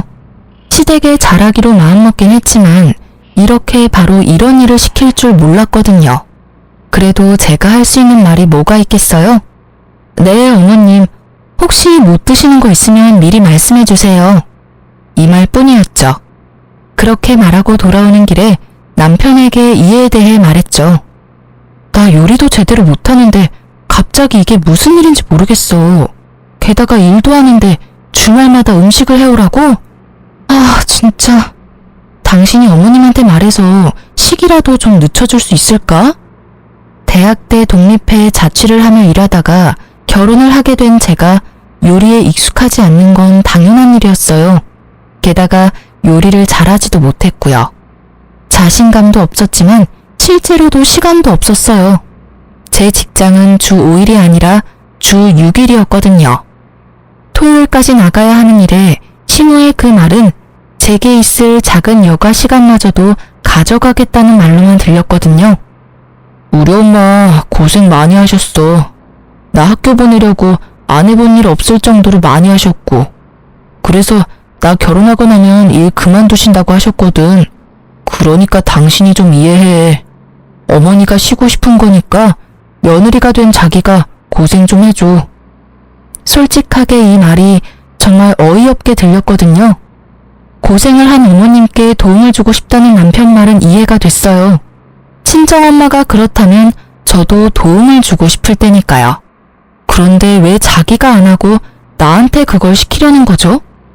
왜 제가 이해를 하고 고생을 해야 하느냐 말이죠. 그 이야기를 하려다가 일단 입을 닫았어요. 싸우고 싶지 않았거든요. 제 성격이 원래 그렇게 호전적이지는 않아서 싸울 일은 만들지 않는 것에 중점을 두거든요. 생각한 대로 내뱉으면 분명 싸우게 될 것이고, 결혼한 지 한 달, 아니 한 주도 안 된 우리가 싸우면 분명히 이 결혼에 후회할 거라는 생각이 들어서 겨우 참았어요. 그리고 그 주 주말부터 저는 시모를 위한 음식을 준비하기 시작했어요. 집에서 밑반찬 몇 가지와 잡채, 불고기 등을 해서 시댁으로 갔어요. 요리 솜씨에 자신이 있는 건 아니라서 불안했지만 그래도 요리를 완성했다는 보람은 있었거든요. 일요일에 오전 내내 만든 음식을 들고 오후에 시댁에 가서 저녁밥을 먹기로 했어요. 제가 만든 반찬들이 가득한데 시모가 음식을 먹더니 한마디 하더군요. 반찬은 간이 짜고 국은 싱겁고 요리는 맛이 없네. 넌 도대체 친정집에서 뭘 배워온 거니? 이걸 사람에게 먹으라고 주는 거야? 너희가 먹는 거 아니라고 건성으로 요리했어? 조곤조곤 큰 소리도 내지 않고 잔소리하는 시모를 보며 꼭 화를 참았어요. 친정 이야기를 꺼내는 것 자체도 열받았지만 흥분하지 않고 이야기를 꺼냈죠. 어머님, 제가 대학 졸업하면서부터 계속 일을 하는 바람에 요리를 배울 시간이 부족했어요. 시간이 조금만 더 있으면 괜찮아질 것 같은데 그때까지만이라도 좀 참아주세요. 그렇게 마음에 안 드시면 제가 다음부터는 반찬 가게에서 사올게요. 누구는 일 안 하니? 나도 평생을 일했어. 지금 좀 쉬는 것뿐이지. 요리를 배울 시간이 부족해? 부족하면 열심히라도 해야지. 뭐니 이게? 크기는 다 제각각에 간도 제각각. 요리에 기본이 안 되어 있지 않니? 그리고 반찬을 왜 사서 와? 너 돈이 그렇게 차고 넘쳐? 아니면 힘들게 돈 버는 우리 아들 더 힘들게 하고 싶어서 그런 소리 하는 거야? 그것도 아니면 시모가 반찬해오라는 말이 고깝게 들려서 사온다는 거야? 하고 싶은 말은 태산이었지만 또 참았어요. 시부도 남편도 여기 제 편을 들어주는 사람은 아무도 없었고 시모는 그런 제가 풀이 죽었다고 생각했는지 미친 듯이 몰아붙이더라고요. 정작 저는 한 귀로 듣고 한 귀로 흘리고 있었지만요. 다음부터는 음식을 사가겠다고 생각했거든요. 그런데 청천벽력 같은 소리를 들었어요. 네가 반성하고 있다면 이제부터 일요일 오전에 우리 집에 와서 음식 만들어. 내가 옆에서 지켜보면 정성스럽게 만들 수 있겠지. 제 계획이 산산조각 나는 말이었어요. 게다가 일주일 중 일요일이 완전히 사라졌다는 뜻이기도 했고요. 저는 급히 남편의 옆구리를 찔렀어요. 그런데 남편이 모른 체 하더군요. 결국 알겠노라 답하고 돌아오는 차 안에서 저는 남편에게 한마디 했어요. 어머님, 너무한 거 아니야? 일주일에 6일 일하는 사람이 나야. 꼭 하나 남은 휴일을 뺏어가야 하는 게 맞는 거냐고. 당신이 어머님한테 말 좀 해봐. 내가 무슨 말을 해줘? 당신이 싫으면 싫다고 말하면 되지. 그리고 내가 몇 번이나 말했잖아. 우리 엄마 고생하셔서 자기한테 부탁한다고. 하겠다고 했으면 그냥 하면 되지. 왜 나한테 그런 말을 해? 당신 나랑 결혼한 이유가 당신 어머니 고생한 거 나한테 보상받으려고 그런 거야? 무슨 말을. 내가 왜 그런 이유로 당신이랑 결혼을 해? 그런 거 아니야. 당신도 진짜 너무하네. 그냥 이해만 좀 해달라고 했잖아. 이해는 해. 이해하고 있다고. 그런데 이런 식으로 사람 괴롭히려는 건 좀 아니지. 뻔히 주 6일 일하는 거 아시면서 왜 그러시는 건데? 그리고 당신이 내 사정 뻔히 알면 안 된다고 말이라도 해주던가. 어머니 힘든 거 이해하는데 왜 그 보상을 나한테 시키냐고. 당신이 직접 하면 되지. 며느리가 식모야? 내가 당신네 집 하녀야 뭐야. 결국 시모 편드는 남편 때문에 저의 인내심은 극에 달했고 큰 소리를 내지르고 말았죠. 제가 이렇게까지 화내면 남편도 화낼 거라 생각했는데 무슨 일인지 답을 안 하더군요. 그렇게 집으로 돌아와서는 아예 아무것도 듣지 못한 것처럼 아무 일 없이 행동하더라고요. 제 말을 싸그리 무시하는 것만 빼면요. 무슨 말을 해도 돌아오지 않으니 저도 실력 행사에 나서기로 했어요. 참는다고 해결된 문제는 아니라고 생각했거든요. 제가 선택한 방법은 상대방이 나가 떨어지도록 만드는 거였어요. 그 다음 주부터 아예 음식을 엉망진창으로 했어요. 아니지, 모양은 예쁘게, 맛은 더럽게 없게 만들었죠. 짜고 맵고 신 음식들을 골고루 만들어냈어요. 그런데 알고 보니 시모가 저를 시댁으로 부른 이유는 따로 있더라고요. 제게 집안일까지 시키려고 하더군요. 그런데 더 열받는 게 뭔지 아세요? 제가 땀 뻘뻘 흘리며 세면대며 싱크대며 청소하는 사이에 시모는 소파에 누워서 얼굴에 팩 붙이고 드라마 시청을 하더라고요. 며느리가 식모라도 되는 양 말이죠. 그래서 청소도 중간부터는 대충 했어요. 화장실 청소할 때 일부러 변기 닦던 솔로 세면대 닦고 샤워부스 닦고 다 했거든요. 그걸 보던 시모가 저한테 소리를 지르더라고요. 예, 너 변기 닦던 솔로 세면대를 닦으면 어떡하니? 아, 어떻게 청소에 기본도 안 된 애가 시집을 갈 생각을 해? 아이고, 며느리를 잘못 들여도 한참 잘못 들였어. 어떻게 저런 게 들어와서 사람 속을 뒤집어 놔? 할 줄 아는 게 어째 하나도 없는 거야? 죄송해요. 시키는 일이 많아서 빨리 하려다 보니 어쩔 수 없었네요. 아, 그러고 보니까 세탁기랑 건조기도 봐야 하는데? 저는 일부러 염장 뒤집어 놓듯 웃으며 이야기하고는 급한 척하며 세탁기 쪽으로 갔죠. 그리고 시모에게 크게 소리쳤어요. 어머님, 죄송해요. 검은색 바지랑 흰색 옷을 같이 빨았는데 물이 들었어요. 아, 건조기에 넣었던 아버님 바지도 줄어들었는데 어떡하죠? 제 말에 시무가 또 후다닥 달려와서는 한참을 소리쳤어요. 너 일부러 이러는 거니? 세탁기에 색깔 빨래 따로 하는 건 기본이잖아. 그리고 건조기 돌릴 때도 안 되는 것부터 확인하고 넣었어야지. 죄송해요. 제가 시간이 너무 촉박해서요. 오늘 저녁에 약속이 있는데 이 짧은 시간에 밑반찬에 요리며 화장실 청소, 싱크대 청소, 빨래까지 하려니 정신이 없었네요. 그러게 왜 일요일에 약속을 잡아? 일요일은 시댁 오는 날이라고 내가 말했지? 그런데 제가 6일을 일을 하니까 약속 잡을 시간이 없었어요. 어머님은 모르시겠지만 오늘 저녁에 저희 친정아버지 생신이거든요. 그래서 가족들이 모이기로 해서 뺄 수 없거든요. 넌 네 가족만 중요하고 우리는 중요하지도 않니? 우리하고 한 약속이 먼저지.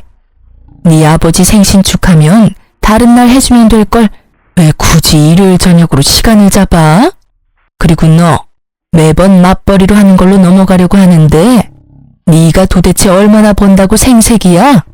어휴, 며느리 복도 없는 내가 잘못이지.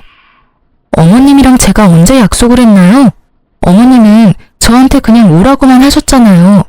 제가 그날 무슨 일이 있는지 물어보지도 않았고요. 그러면 다음 주 일요일에는 약속을 잡을 거니까 그날은 좀 빠질게요. 선약이 있으면 빠져도 되는 거 맞죠? 야, 너 지금? 시모는 어이가 없어도 한참 없는지 말도 잊지를 못하더군요. 하긴 속으로 욕을 한 바가지 하고 싶었을 거예요. 그치만 제가 그 욕 들을 필요는 없잖아요. 어머님은 며느리 복이 없는 게 아니에요. 매주 반찬 만들어 오는 며느리가 요즘 세상에 어디 있다고요? 그럼 다음 주는 좀 쉴게요. 어머님이 알아서 음식 만들어 드세요. 저는 그렇게 말하고 시댁에서 나왔어요.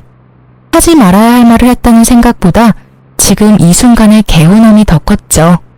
어른한테 대들고 싶지는 않았지만 상황이 상황이었으니까요. 시모의 저런 모습들이 저를 교육시키려 한 것처럼 보였거든요. 하라고 하면 무조건 해야 하는 그런 사람으로요. 그런데 그게 며느리인가요? 그건 고용인과 고용주 사이잖아요. 저는 시모의 그런 횡포에는 맞춰줄 수 없었어요. 그리고 그날 저녁에 남편이 집에 와서 저한테 한바탕 쏟아내더라고요.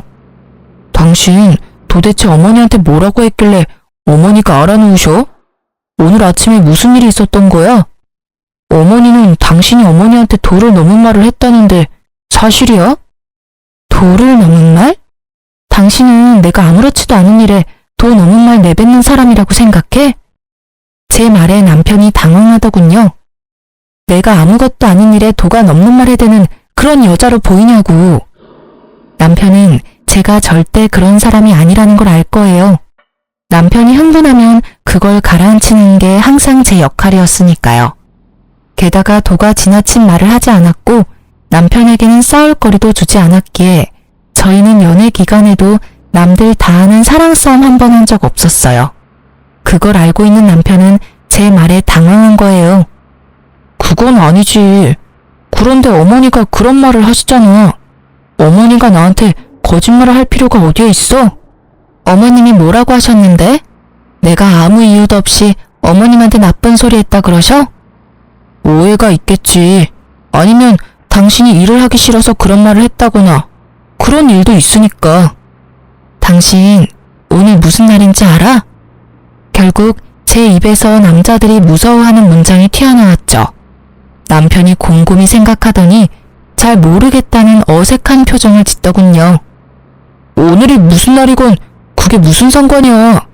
지금 우리가 대화하는 건 당신이 우리 어머니한테 막말을 해서 그런 거고, 솔직히 당신이 오늘 기념일 때문에 화가 났었어도 어머니한테 화내면 안 되지.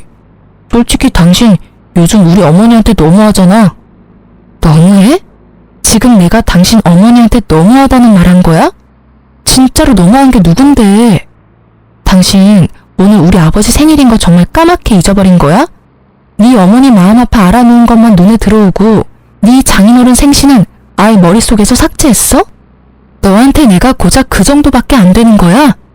오늘 어머님이 나한테 뭘 했는 줄 알기나 하고 나한테 따지는 거야? 음식에 청소까지 시키길래 오후에 아버지 생신이라고 빨리 가겠다고 했더니 어머님이 뭐라고 했는 줄 알기나 하냐고. 시댁 일이 선약인데 왜 약속 잡았냐고 따지더라. 그게 내 오해야? 정말 분노의 샤우팅이었죠. 그렇게 제가 소리 지르자 남편이 조용해졌어요. 자기 생각에도 그건 아니라는 생각이 들었겠죠. 알고 나니까 좋아? 왜? 또 나한테 따져봐. 큰 소리 치면서 말해보라고. 어이가 없어서. 앞으로 나 절대로 시댁 안 갈 거니까 알아서 해. 그리고 사람이 일을 해주면 돕는 신용이라도 하던지, 미안하다, 잘했다, 수고했다 말이라도 해주던지. 사람을 식모마냥 부리고는 뭐? 며느리 복이 없다고? 정말로 며느리 복이 없다는 게 뭔지 알려줄까? 결국 제 선언과 함께 저는 시댁에 들리지 않았고 시모도 저를 부르지 않았어요. 남편도 시모 이야기는 꺼내지 않았죠. 솔직히 내지르면서 불안하기는 했는데 그래도 참고 사는 건 정말 안 되겠다 싶었거든요. 이러다 진짜로 붙잡혀 살게 되겠다 싶은 생각이 들었으니까요. 불안해하면서 벌인 일이었지만 생각보다 결과는 나쁘지 않았죠. 하지만 그 뒤에 올 일들은 더 나빠졌어요. 결혼 5년 차에 상황이 정말 급변하게 됐거든요. 여보, 우리 본가에서 부모님이랑 같이 살지 않을래? 당신 화도 이제 좀 가라앉았고 어머니도 당신에게 미안해하고 있고. 합가하자고? 그건 절대 못해. 같이 살면 싸우기만 할 거야. 솔직히 나는 그러고 싶은 마음도 없고. 무슨 생각 때문인지는 모르겠지만 난 반대야. 일단 들어봐. 당신도 합가하는 게 더 편할지도 몰라. 우리 애도 아직 어린데 애 봐주신다고 하시잖아. 솔직히 애 키우느라 돈도 많이 드는데 같이 살게 되면 돈도 아끼고 이점도 많다고 생각해. 맞는 말이긴 했죠. 육아휴직 동안은 제가 애를 볼 수 있었지만 버는 돈이 얼마 안 되니 저축해둔 돈은 다 써버렸고 다시 일은 하러 가야 하는데 애를 어린이집에 맡기기에는 애가 아직 어렸으니까요. 분명 시모가 도와주면 수월한 면도 있을지도 몰랐어요. 하지만 시모와 제 궁합이 정말 최악이라는 게 문제였죠. 저는 시댁에 가지 않기로 했었지만 추석이나 설 같은 명절과 각종 시댁 경조사에까지 가지 않겠다고 말한 건 아니었어요. 주말마다 오라고 했던 일을 가지 않게 된 거였으니까요. 그런데 문제는 제 기강을 잡으려고 텃세를 부리려고 했던 시모가 다른 쪽으로 저를 괴롭히게 됐다는 점에 있었어요. 보통 어른들 보러 갈 때는 점잖게 꾸미고 가잖아요. 그런데 제가 꾸미고 올 때마다 시모가 제 물건을 탐내더라고요. 처음에는 가방이었어요. 그 가방은 제가 신혼여행 돌아오면서 큰맘 먹고 산 가방이었거든요. 그걸 달라고 하시더군요. 가져갈 가방이 없다면서요. 저는 당연히 당황하며 급히 돌려 말했죠. 신혼여행 기념으로 사온 거니 다음에 다른 가방으로 제가 직접 선물해드리겠다고 말이죠.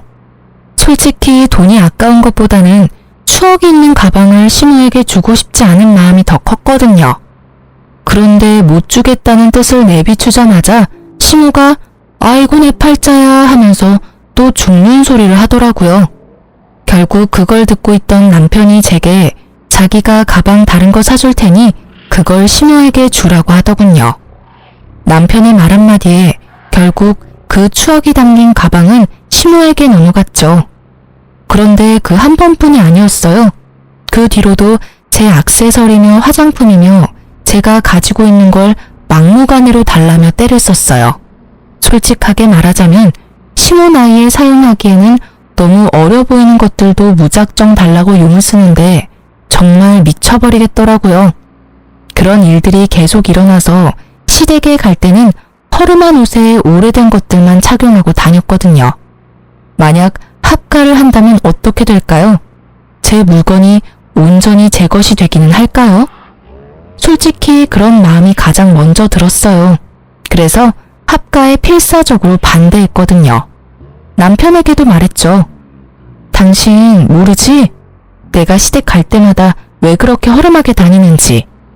어머님이 내가 가지고 있던 거 다 뺏어가시니 아끼는 물건이나 새 물건은 절대로 가져가지 않는 거야. 그런데 합가? 내 물건이 나만하기는 하겠어? 그렇다고 그런 일들을 당신이 막아주지도 않을 거잖아. 매번 어머님이 죽는 소리 하면 나중에 새 걸로 사줄 테니까 어머님 주라고 해놓고는 한 번도 사준 적 없으면서. 제 말에 다 맞는 말인지라 남편도 아무 말 안 터군요. 그런 남편에게 합가는 절대 안 된다고 못 받고 그 일은 끝난 듯 보였어요. 그런데 끝이 아니었더라고요. 한 달 뒤에 남편이 와서 다시 합가 이야기를 꺼내더군요. 이미 다 끝난 이야기야. 왜 자꾸 합가 이야기 꺼내는데? 우리 어머니 지금 암 걸렸어. 얼마 전에 건강검진 갔다 왔는데 암이래. 그런 어머니한테 혼자서 밥 차려 먹으라고 어떻게 그래. 당신이 좀 도와줘. 응? 암이라는 이야기에 저도 덜컥 겁부터 났어요. 요즘 세상에 암이 그리 희귀한 것도 아니지만은 그렇다고 해도 죽을 병에 가까운 이미지이긴 하잖아요. 많이 안 좋으셔? 생각보다 안 좋다고 하더라고. 대신 집에서 잘 챙겨 먹고 잘 쉬어야 치료도 잘 된다는데. 아무래도 혼자서는 힘드시잖아. 아버지도 사업하시느라 여기저기 바쁘시고. 당신이 좀 도와주면 안 될까? 저는 고민했지만 고민해서 될 일이 아니라고 생각했어요. 시무가 밉지만 죽을지도 모른다는 이야기를 들으니 애처로운 마음이 생기더라고요. 알았어. 그럼 우리 집 내놓고 팔리면 들어가자. 그 전까지는 주말에 가서 어머님 도와드릴게. 저는 합가를 받아들이기로 했어요. 남편은 고맙다며 그 다음날 바로 집을 부동산에 내놨죠. 결국 신혼초대로 돌아가고 말았지만 좋게 생각하기로 했어요. 그리고 그 뒤로 주말마다 시모 수발 들러 시댁에 갔어요. 3주째 되는 날 시모는 시부와 남편과 함께 서울에 있는 큰 병원에 항암 치료를 하러 가게 됐어요. 3박 4일 일정이라기에 별 의심 없이 보내놓고 저는 시댁 청소에 돌입했어요. 암 환자에게 더러운 집에서 지내게 할 수는 없으니까요. 그런데 시부 책상을 청소하다가 시부가 진 빚의 존재를 알게 되어버렸죠. 사업을 하신다고 하셨는데 몇 번이나 사업 종목이 바뀌었거든요. 솔직히 저는 시부가 사업을 하는 게 아니라 일을 안 하는 백수인데 며느리 복이 그래서 사업한다고 속인다고 생각했거든요. 그런데 그 생각이 훨씬 나을 뻔했더라고요. 시부가 가지고 있는 빚이 정말 어마어마하더군요. 매달 그걸 어떻게 갚고 있는지조차 이해가 안 갈 만큼 돈이 나가고 있었어요. 그걸 보고 저는 또 한 번 기분이 안 좋아졌어요. 시부의 빚이 곧 우리의 빚이 될 날이 다가올지도 모르니까요. 게다가 시모는 죽을 날 받아놓은 환자고. 그렇게 생각하니 진짜 지금 하는 청소도 왜 하는가 싶을 정도로 의욕이 사라져버렸어요. 그때 저희 부모님에게 연락이 왔어요. 딸, 요즘 많이 힘들지? 힘들긴 한데 뭐 괜찮아. 그런데 무슨 일로 전화했어? 내일 너희 아버지랑 제주도 가잖아. 너희 오빠 가기로 해놓고는 못 간대서. 혹시 너 시간 괜찮으면 같이 갈래? 기회이긴 했어요. 시부모와 남편은 4일 동안 집에 오지 않을 것이고 저와 아이 둘이서 친정 부모님과 1박 2일 정도만 있다 가더라도 기분 전환에는 충분할 것 같더라고요. 저는 집으로 가서 부랴부랴 준비했어요. 사실 원래는 제가 가기로 한 거였어요. 시모가 아프지만 않았다면 말이죠. 그런데 날짜 딱 맞춰서 시모가 병원을 가줬으니 저에게는 다행인 상황이잖아요. 평일에다가 성수기가 아니었던지라 티켓은 다행스럽게도 남아있었고 저는 아이와 둘이서 친정 부모님 모시고 제주도로 떠났어요. 두 분 결혼 기념일이었는데 제가 고생하는 거 알고 계셨는지 저한테 신경을 많이 써주더라고요.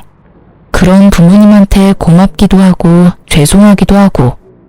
그렇게 두 분 따라다니며 사진사를 자처하고 있었는데 폰 카메라 너머로 제 두 눈을 의심할 광경이 펼쳐지고 있었어요. 외손주와 함께 있는 부모님 너머로 사진을 열심히 찍고 있는 시모와 시부, 그리고 남편의 모습이 제 카메라에 찍힌 거죠. 저는 동영상으로 그 광경을 계속 찍었어요. 제가 잘못 본 게 아닌가 싶었는데 아니었어요. 정확하게 시부 남편이었어요. 그제야 제가 당했다는 생각이 들더군요. 시모가 암에 걸렸다는 것 자체가 거짓말인 거더라고요. 합가를 위한 거짓말. 게다가 이번에는 남편도 그 계획에 한몫했다는 거에 제가 더 배신감을 느낀 건 어쩔 수 없는 당연한 일이었어요. 합가를 절대 하지 않겠다고 했으니 남편이 술을 쓴 거예요. 시모가 암에 걸렸다고 하면 거절하지 못할 거라는 걸 알고 한 거짓말. 저는 온몸의 피가 거꾸로 솟는다는 게 어떤 것인지 남편과 시댁 덕분에 알게 됐어요. 당장 가서 따질 수도 있었지만 그러지 않았어요. 대신 내일로 끊어놨던 표를 모레로 바꿨죠. 일정을 더 길게 잡고 저는 잠수를 탔어요. 남편에게 연락을 하지 않았죠. 그리고 시부모와 남편이 제게 거짓말하고 떠난 지 4일째 되던 날, 오후부터 남편에게서 전화가 미친 듯이 오더군요. 문자도 계속 들어왔어요. 화를 내는 문자였어요. 어디냐, 집을 이 꼴로 해놓고 어딜 간 거냐, 엄마 아픈데 너 도대체 뭐 하는 거냐 등등. 되지도 않은 거짓말을 들먹이며 저를 찾는 남편 새끼 연락은 모조리 다 씹어버렸어요. 대신 평소에 하지 않는 SNS를 열심히 했어요. 사진도 올리고 동영상도 올리고. 그러자 남편 놈은 더 화를 내며 연락을 해오더라고요. 남편 새끼 화를 어느 정도 돋군 후에 저는 남편 놈에게 문자로 동영상과 사진을 보내줬어요. 시부모와 남편이 제주도에서 열심히 놀고 있는 모습이 찍힌 걸로요. 제가 그걸 보내고 나자 남편의 연락은 결이 바뀌었어요. 오해가 있다. 당신이 생각하는 그런 거 아니다. 그러니 얼굴 보고 이야기하자. 남편 놈이 급한지 계속 그렇게 연락을 해오더라고요. 저는 여전히 답을 하지 않았고 친정 부모님과 느긋하게 돌아왔어요. 돌아온 날은 화요일 낮이었고 당연히 남편은 일하러 가고 없었죠. 저는 천천히 그리고 꼼꼼하게 제 물건부터 챙겼어요. 그리고 우리 아들 것도 챙겼죠. 그렇게 짐 다 챙겨서 저는 친정으로 돌아왔어요. 친정에는 엄마가 제 방을 만들어뒀어요. 제주도에서 이야기를 다 했거든요. 엄마가 무척 화내며 무조건 제게 돌아오라고 했었어요. 그렇게 집으로 돌아가고 그날 저녁 남편에게서 미친 듯이 연락이 오더군요. 당연한 일이었죠. 마누라랑 애 집만 쏙 빠져나갔으니 얼마나 놀랐겠어요? 그러니 미친 듯이 연락이 온 거죠. 저는 태연한 목소리로 전화를 받았어요. 20통의 전화를 무시하고 받은 전화였어요. 여보, 도대체 연락이 왜 이렇게 안 된 거야? 그리고 집에 있던 짐은 다 어디 갔어? 어디 가긴? 다 뺐어. 나 당신이랑 살고 싶지 않으니까 사진 봤으면 이유는 따로 설명 안 해도 되지? 여보, 잠깐만. 나도 할 이야기 있어. 그러니까 일단 와서 얼굴 보고 이야기해. 내가 다 설명해 줄게. 알았어. 그러면 시댁에서 볼래? 어차피 두 분도 아셔야 할 일이고 두 분도 무관한 일도 아니니까. 저는 곧바로 시댁으로 향했어요. 시댁에 가니 시모와 시부, 남편이 앉아있더군요. 여보, 어서 와. 내가 다 설명할게. 설명이 왜 필요해? 난 내가 본 것만 믿어. 당신이랑 어머님, 아버님이 항암 치료 간다더니 병원이 아닌 제주도에서 찍힌 거. 이제 곧 죽을 사람이라면서 제주도에서 열심히 놀고 계셨지. 그리고 당신은 열심히 사진 찍고 있었고. 여보, 미안. 남편이 말을 채 끝내기도 전에 시모가 제게 표독스런 얼굴로 말하더군요. 네가 왜 미안하다고 하니? 전부 다 저 애가 잘못한 거잖아. 네가 처음부터 내 말 잘 듣고 시댁에 충실했으면 이런 일 생기지도 않았어. 네가 뭔데 우리 귀한 아들을 추궁하는 거야? 네가 뭐가 잘났는데, 응? 언제 제가 잘났다고 했어요? 어머님 아들이 못난 거겠죠. 마누라 시댁 식모로 드리려고 열심히 거짓말해서 합가까지 하도록 만드는 남편이 어딨어요? 암에 걸려? 거짓말도 정도껏 해야 넘어가던지 말던지 할 거 아니야. 그렇게 부모님이랑 같이 살고 싶으면 당신 혼자서 같이 살아. 나랑 내 아들까지 그 거짓말에 끌어들이지 말고. 그 나물에 그 밥이라더니 세상에. 거짓말하는 것도 어쩜 그렇게 모자가 똑같을까? 너 지금 말 다 했어? 이 싸가지 없는 년이 어른한테 못하는 말이 없네? 어른이 어른 같아야 말이죠. 어디 가서 말하고 싶으면 실컷 하세요. 저라고 말 못할 것 같아요? 어머님이 저를 식모처럼 부리고 싶어 안달이 나서 암 걸렸다는 거짓말로 쇼를 하는 바람에 내가 이혼했다. 이렇게 말해줄 테니까. 너 어른한테 그게 무슨 말버릇이야? 이런 말다툼은 그만하시죠. 저도 여기 온 이유 따로 있어요. 여기 온 이유? 당신 나랑 대화하려고 온 거 아니었어? 내가 당신이랑 대화를 왜 해? 당신 입에서 나올 거짓말들을 어떻게 믿어? 당해보니까 그런 생각이 들더라고.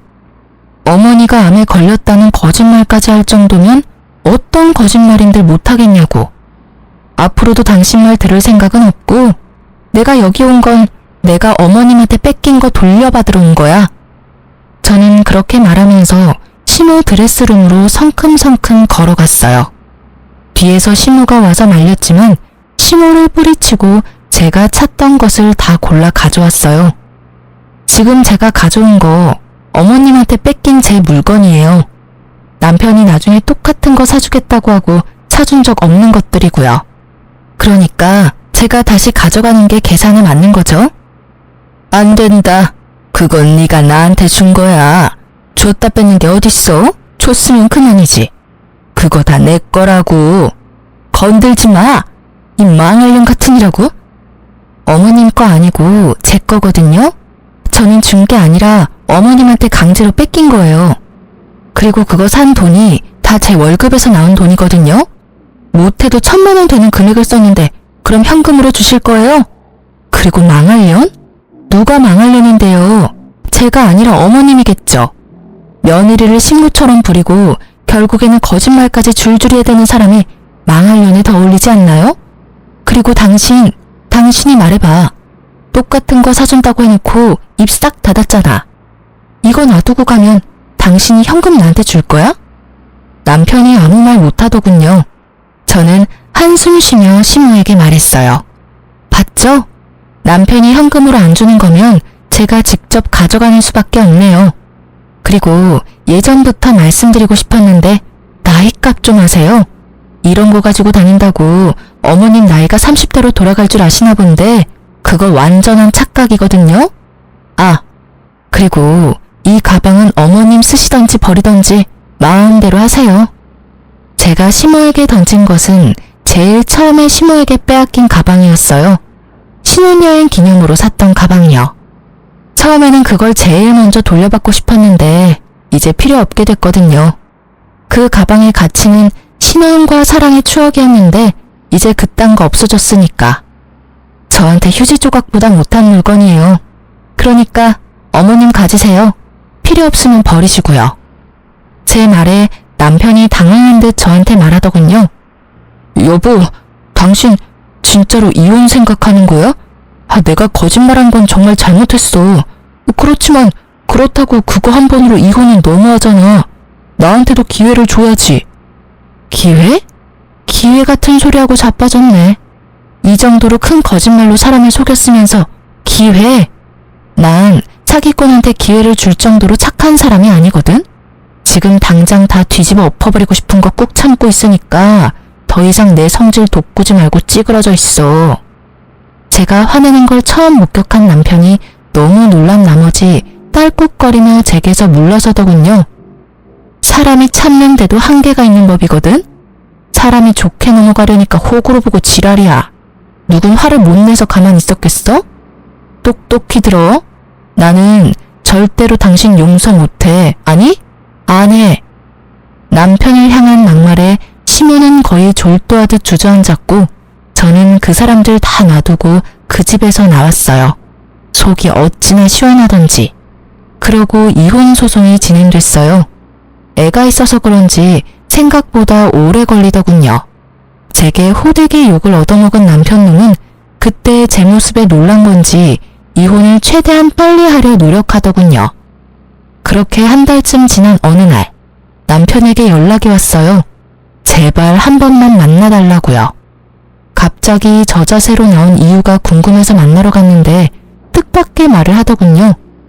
이혼 다시 생각해보면 안 될까?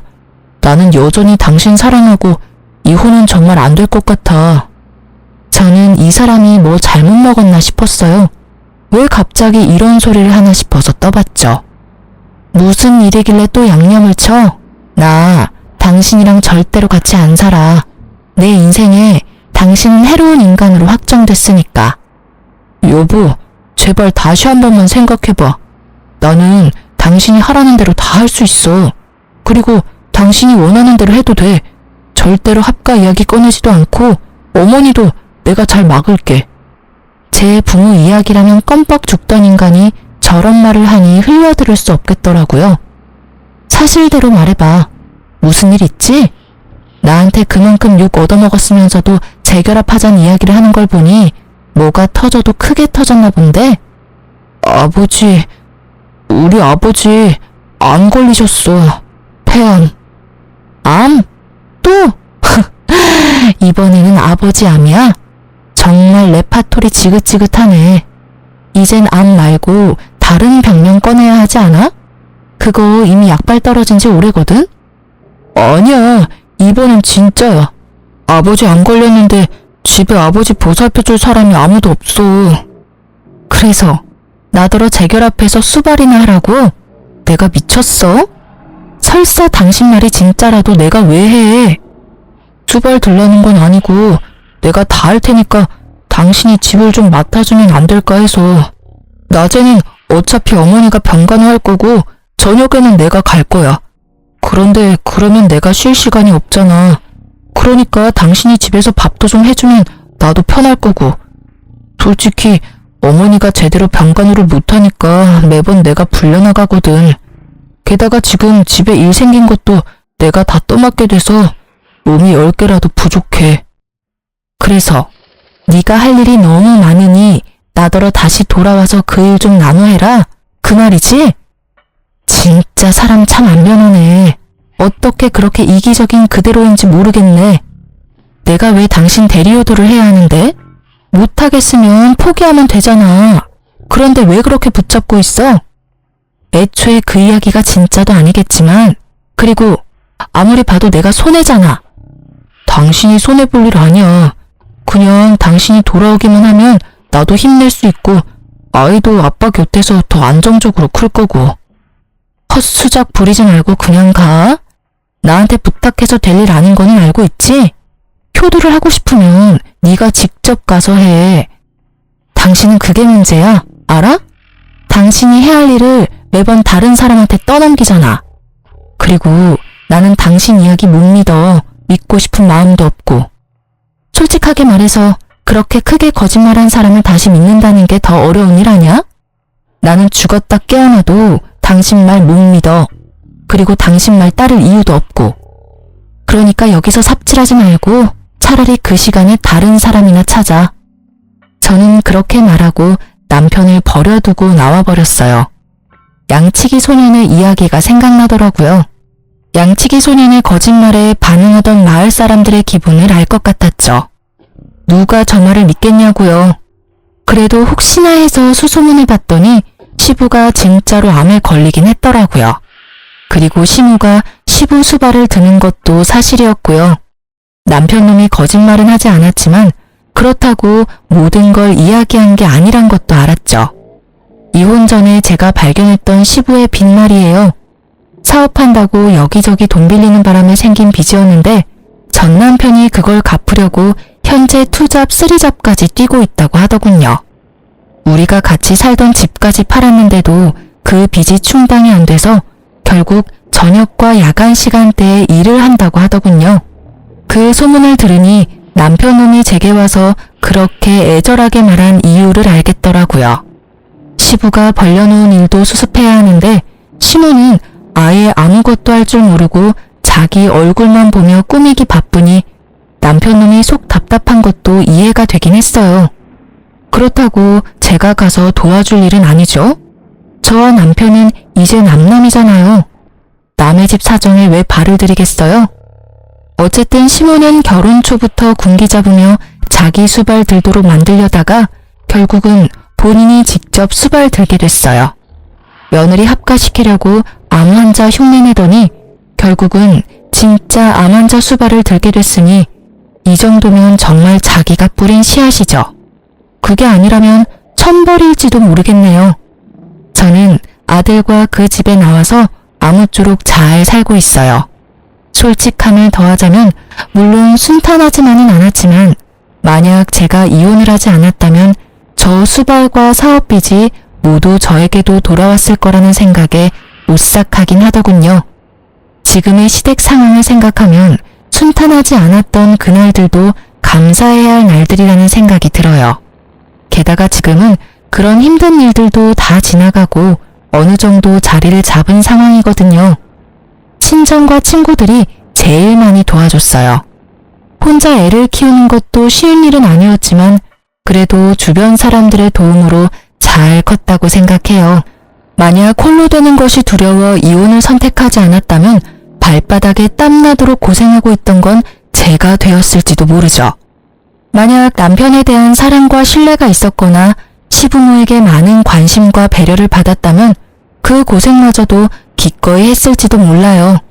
그렇지만 제가 그 집안에서 떨어져 나가도록 만든 건 명백하게 시부모와 남편이었잖아요. 제게는 그 사람들 위해 저를 희생할 이유가 단 하나도 없었어요. 아픈 시부를 놔두고 이혼했다는 말을 사람들에게 들을 때마다 저는 그렇게 이야기해줬어요. 지금도 저는 제가 잘못했다거나 심했다고 생각하지는 않아요. 신뢰와 애정을 먼저 저버린 건 그 사람들이잖아요. 제가 그 사람들을 위해 뭔가를 해줄 필요 따위 없다고 생각해요. 저는 거짓말이 모두 나쁘다고 생각하는 건 아니에요. 걱정하는 마음으로 진실을 말하지 못할 때도 있고 거짓이 상대방을 더 이롭게 할 수도 있다는 것도 알고 있어요. 다만 자신의 이익만을 위해서 상대방에게 거짓말을 하는 행위는 절대로 용서받을 수 없다고 생각해요. 아마 저의 이런 마음은 절대로 변하지 않을 거라고 생각해요. 그만큼 제가 당한 일은 제게 큰 충격을 줬으니까요. 제가 글을 쓰게 된 건 이렇게 골 때리는 이혼 사유도 있다는 걸 들려드리고 싶어서였어요. 만약 누군가가 자신의 이익만을 위해 거짓말을 한다면 부디 그걸 용서하지 마세요. 용서해줬다가는 호구될 수도 있으니까요. 그럼 지금까지 긴 제 사연 들어주셔서 감사합니다. 행복한 하루 보내세요.